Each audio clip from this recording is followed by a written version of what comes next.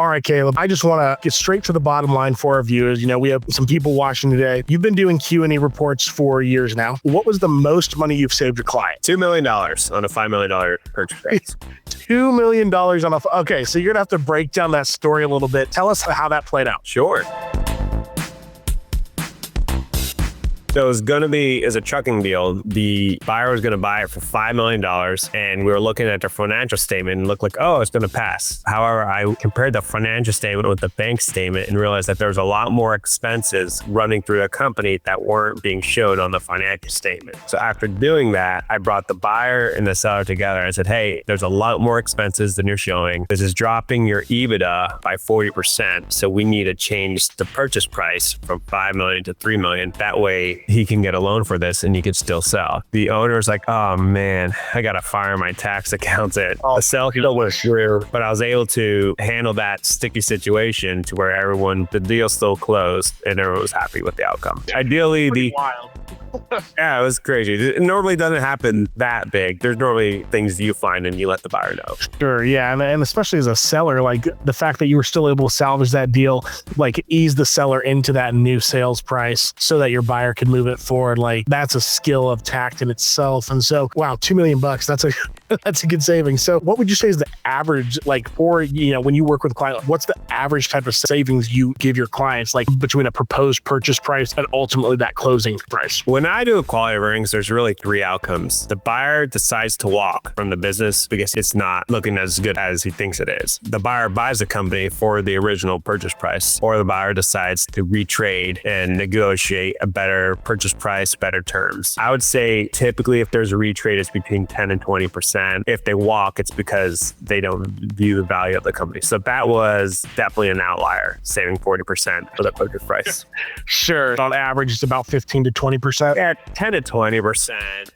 But sometimes if the numbers all stand up and there's no major red flags and the sell side broker or sell side due diligence did a good job, then the deal just goes through and it's like more of an insurance for the buyer who's buying the company, because we charge them like 1% of the total revenue. And if they decide to walk, then they just avoided buying a really bad business. Or if they decide to buy, then they have peace of mind that there is money in the business. That's incredible, man. It's a lot of people get into like when they're going to purchase business, they don't even know where to start. They're like, oh, I think it's worth this much. And it's like, how do you actually evaluate that? So incredible to hear that. At least that start off. I know we're going to get into it more, but for all those watching today, this is what we're talking about. We are going to be talking about all things quality of earning report, where it's useful in that process for a buyer and how it could save you a ton of money. And by the way, for all those who are watching, Caleb has graciously offered to offer any of you guys a discount to his services if you need a QoE report. And so, but to get that, you got to watch the video. And at the end, we'll tell you how you can actually get that discount to get one of his reports. And so continue watching and we'll talk about that towards the end. I'll say I'm not the brightest light bulb in the room, So my understanding of QoE reports is more like it's similar to like if you're buying a residential home and you're ordering a home inspection, you're doing this to make sure the value of the home is actually there. They're saying they're going to sell you a home for $200,000. Well, is it actually worth it? Or are there all these hidden problems? Are there all these things that are under the surface that as an expert or as a regular person, I don't know those things. I need an expert to come in to evaluate, to inspect the home and find those things. So that's sort of how I understand it. If you were to explain QoE reports to somebody who's never heard about them before or what they are, how would you say? Basically hire you to be my sales guy. You do a great job. Okay. Fair. That's a great understanding. I would use the analogy of a car. You had someone who's trying to sell a car and saying, hey, it's worth this much. But if it's a used car, you might want to take it to the mechanic, have them look underneath the hood and see how good the engine is running, and I don't really know car pieces that well. I'm an accountant. I don't get my hands that dirty. Well, I'm not an accountant, so I don't. Oh yeah, you wanted to look at the tires and everything and make sure that the car is in decent shape or at least worth what they're trying to sell for. Another way to look at it is an audit will focus on the balance sheet. How much does a company own? How much does a company owe? A quality of earning report will really look at the income statement. It's going to look at all the money coming in, all the money going out. Did you earn the money that's in? Do you still have liabilities on that money? It's going to look at customer concentrations, networking capital, risks to a buyer when buying that company. It's going to go really far. in depth. So when does a qualities of earning report, a QoE report, make sense? How big does a company that you're looking to buy need to be for it to be worth that value? So there's this idea going around that like if it's a smaller company, you really don't need a QoE because it's super small. There's not much to it. That being said, there might be a higher risk in that smaller company because their accounting team is not as sophisticated as the company with $10 million in audited financial statements. So in those cases, sometimes you really need to get at QoE. However, what we do to get the smaller deals is we'll do a phased approach where we'll look at the bank statements compared to the financial statements, compared to the tax reports, and we'll make sure all those numbers stand up. And if they do, we'll let the buyer proceed. If they don't stand up, we'll let the buyer know and say, hey, the numbers aren't standing up. Do you still want to buy this company? Do you want to talk to the seller beforehand? And if they decide not to buy the company, we'll either give them half off or we'll let them apply half of a credit on their next deal because buyers want to buy. That they do. And so that actually sort of goes into my next question. So as you're working on a project for a client and you get into it and you find something that is a deal breaker, how do you deal with that exactly? Is it that you just sort of let them know right away? Do you finish the report fully to make sure that, you have a complete picture? At what point do you say, we need to stop this deal? Yeah, so it's on case by case, but if I see something that's just a huge red flag, I'm going to email the buyer right away. If there's nothing that's huge, but just like normal hiccups in the road, I'll present half my findings 1 week in, and then the final finding 2 weeks in at the end. So what are the big things you typically look for in a deal that help you find out right away, like, is this a deal breaker? Revenue, any concentration risk. That could be revenue concentration. Do they have a few customers that is accounting for a lot of the revenue? Vendor concentration. Do they have a few vendors that can control the prices? I'm giving you all my secrets.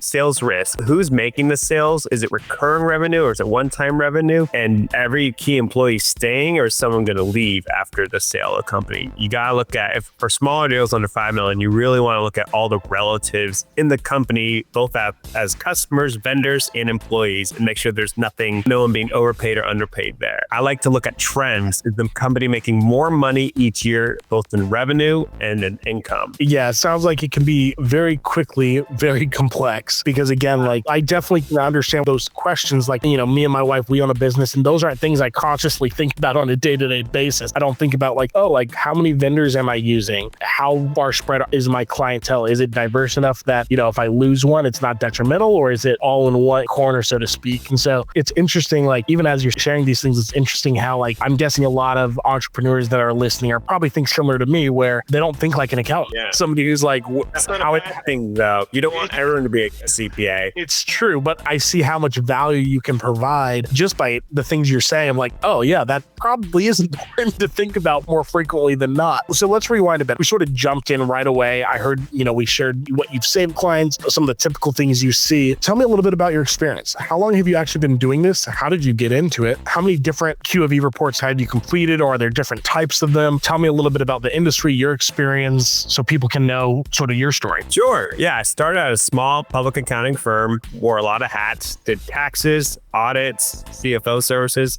bookkeeping, payroll, taxes, a little bit of everything. And then I joined Baker Tilly, worked in both the audit department and transaction advisory department. Decided that becoming a partner would take way too long at a large firm. So I started my own staffing company, providing a solution for transaction advisory teams that didn't have enough employees, and we would do their quality of earnings. So we were able to do bigger deals, even though we were a small team. A lot of the smaller teams or the small QoE boutique firms aren't able to touch deals above 50 million, but we were able to work on those bigger deals. Okay. Because we team up with the larger companies. From there, I decided to start my own shop, QoE Prep, and serve deals under 100 million in revenue, provide the solution in just 2 weeks instead of 4 to 6 weeks, and give people a much better price. Okay, so you're gonna have to tell me how you do that, because I was just gonna ask, like, how long does it typically take to produce a report? And you're saying 2 weeks compared to the normal 4 to 6 weeks. What allowed you to be able to cut that time down and get it a quicker turnaround time for your clients? Excel. I love Excel. I'm really good at Excel.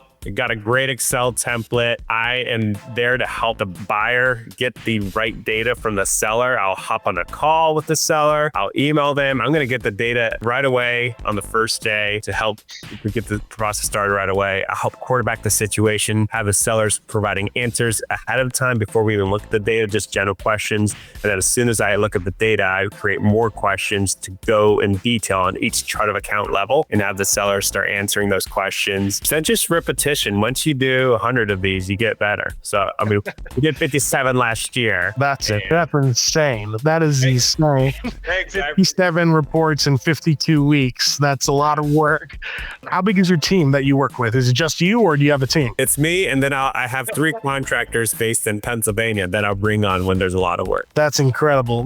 Dude, kudos to you. That is an incredible amount of work that you're able to process as virtually a one-man show. So you were able to cut down time. I will huge shout out to the Excel, because ProjectionHub, we build all of our templates from Excel as well. And so it is a great tool for every business owner. That is the one skill set I encourage most people. Learn Excel.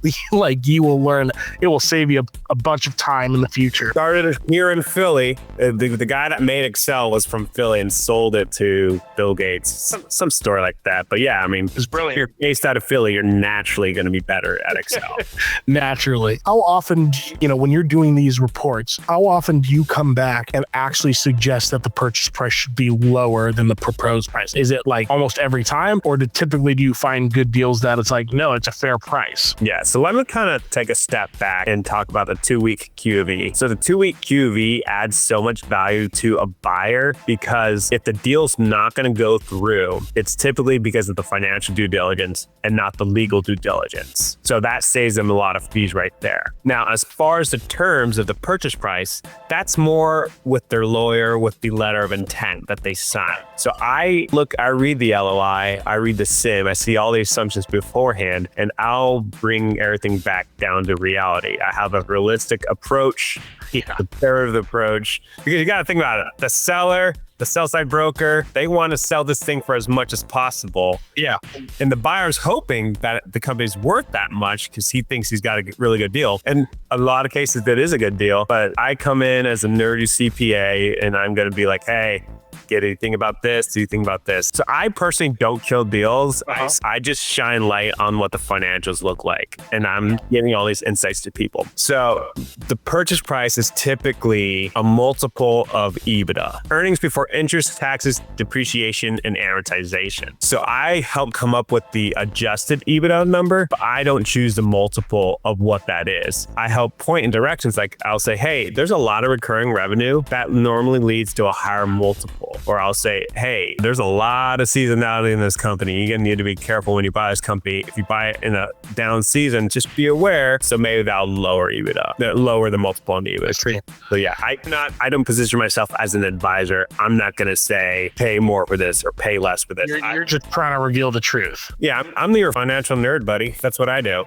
So then if you're working with a client that, let's say they're in the process of buying a highly sought after business, it's competitive, and you come back with the value that maybe is a more honest value, but again, it's a competitive, like there are a bunch of buyers wanting it. How do you help navigate that situation with the buyer and the seller of what the real value seemingly is versus that it is competitive and there are a bunch of buyers looking in to snag that business? So this is a little advertisement. So why you should do a sell side quality of earnings. If you have a sell side quality of earnings, when a buy side due diligence comes in, you as the owner are going to have a lot less friction trying to sell your company. Okay. So most of the time, QoE is on the buyer side, but you're saying like there's this whole other side that you would encourage the sellers to. I didn't build a strategy. Some sell side brokers or advisors won't take on a deal unless they have a sell side QoE because they've lost so many deals maybe. Yeah, they've lost deals or they've been challenged by the buyers, and it is just really hard to spend 8 months working on a deal that doesn't close because you weren't familiar with the financials or the financials didn't stand up to proper buy side due diligence. months. Okay. So then how often when you're working these deals and again, you do have a report come back, does the seller like actually push back to what you're saying and say, no, that's not right, or I don't agree with it, or whatever it is? Like, does that happen quite a bit? On a case by case, it depends on the seller's personality. It depends on their ego as well. It depends on every seller has the option. I've had a seller, I was on the buy side, but a seller decided not to sell because he found out he was going to have to pay a lot of taxes after he sold the company. And he's like, oh, it's not even worth it. I don't want to pay taxes. I've seen sellers decide not to sell because they're like, well, what if I just hire a manager and then I get paid from my business and I just go hands off? You can never really guess what a seller is going to do. Yeah. But I encourage buyers and sellers to be transparent about the entire process. Make sure the numbers are accurate. If there's a skeleton in your closet as a business owner, get that out. Tell the buyer. Don't cross your fingers and hope they don't see it. Yeah. You want to be honest and transparent with them because a buy-side diligence will come up. I'll give you an example. An owner was trying to sell his company. I asked him, hey, why has it been down the last 3 months? And the owner said, well, I got a new salesman and I'm training him, but it's going to rebound right away.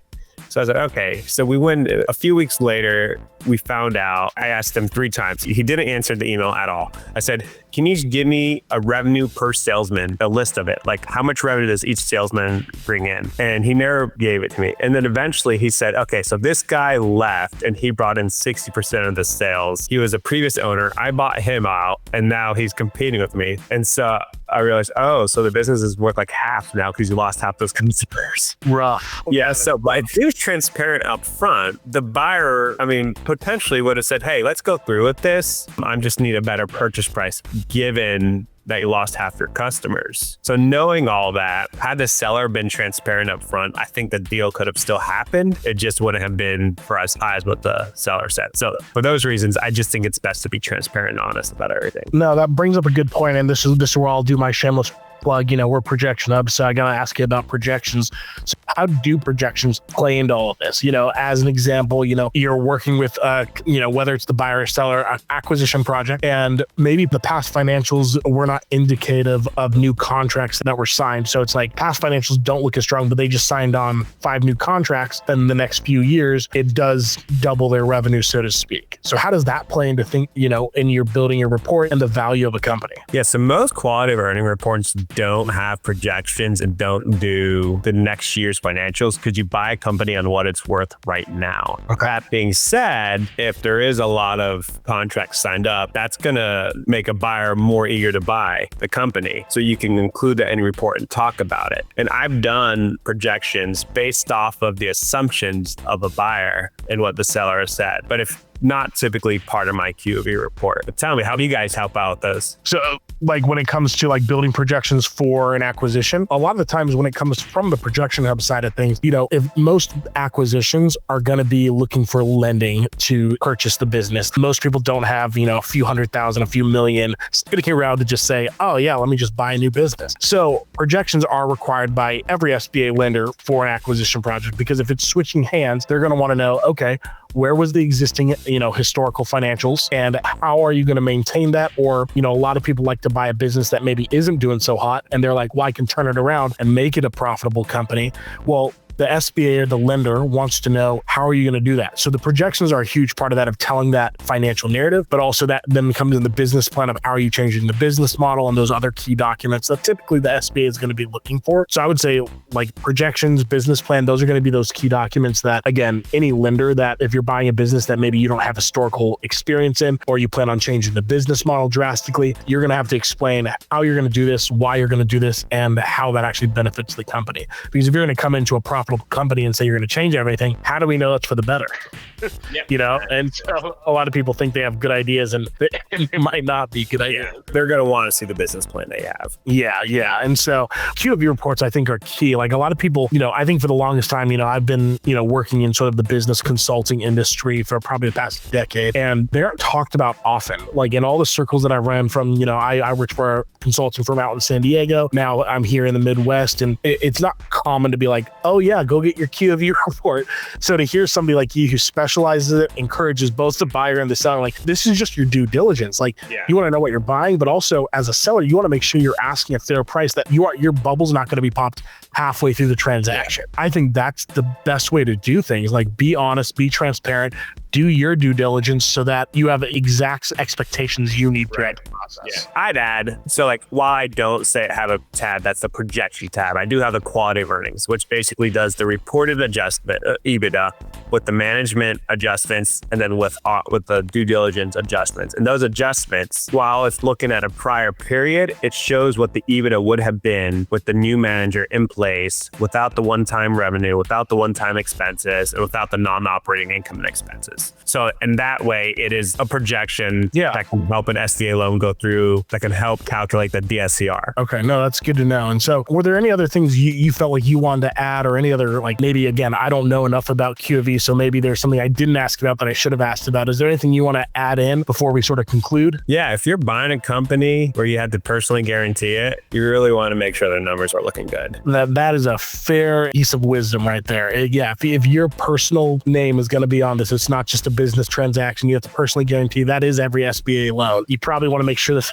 the value's there, because if not, they're going to come for your home if you can't pay for it. And I want to add also, like a lot of people or internet gurus or whatever, they'll say like the sellers are all like lying or there's a lot of fraud. And I don't have that approach. A lot of times they just aren't fully aware. So yeah, a lot of sellers, like I've worked with sellers, and a lot of them truly believe the value is there because the sweat equity they've put in, the years over the years, all those things that don't actually translate to dollar bills. Like, it translates to their lived experience, but like it doesn't actually translate to the value of that company. And so it's hard for them to swallow that pill and realize like, hey, those years of experience you put in, that time, the late nights, that doesn't quite translate accurately like you think it does. And so it is a hard conversation to have. But the reality of like when you're selling your business, not all of it all those late nights don't pay off necessarily. Caleb, thank you so much for your time today. It's been a pleasure to sort of hear what you do, hear your expertise, know how you can serve clients quickly. I think that's one thing ProjectionHub we pride ourselves in as well, is we're able to get clients projections or a business plan in a very quick turn time so it doesn't delay their projects. And I think a lot of service providers can provide quality services, but not in quick time frames. And to hear that you were able to cut it from an average of 4 to 6 weeks down to 2 weeks is incredible. Are there any last thoughts or anything you'd like to share with the people listening today? Sure. If you're looking to buy a company, connect with me on LinkedIn. I create a lot of videos in 30 seconds where you can learn a little bit more about a company you're about to buy. Awesome. Yeah, and if you want to connect with Caleb, there'll be a link below that will take you to a form that will also give you access to the discount code, and it'll lead you directly to Caleb's website and all the good things where you can probably find his LinkedIn and connect with him directly. But again, Caleb, thank you for your time. Yeah, we're excited to know you and know the good things you're doing for business out there. So take care, everybody. Like, share, and subscribe.